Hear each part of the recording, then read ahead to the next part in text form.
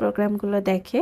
তো ওরা ওই প্রোগ্রামগুলো দেখেই হয়তোবা শিখেছে যে এরকম হচ্ছে সমুদ্র কিংবা নদীর পাড়ে এরকম গর্ত করলে ওখান দিয়ে পানি ওঠে। তো ওরা হচ্ছে পানি উঠিয়ে উঠিয়ে আমাকে দেখাচ্ছিল যে আম্মা দেখো, আমরা এখানে একটা পুকুর তৈরি করে নিয়েছি আর এখান থেকে পানি উঠছে।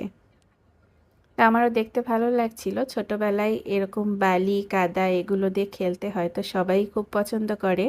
আমাদেরও এরকম একটা সময় ছিল। ইনানির এই দিকটায় যতগুলো বীচ আছে প্রায় সবগুলো বীচেই যদি ভোরবেলায় আসা যায় লাল কাঁকড়া দেখতে পাওয়া যায়।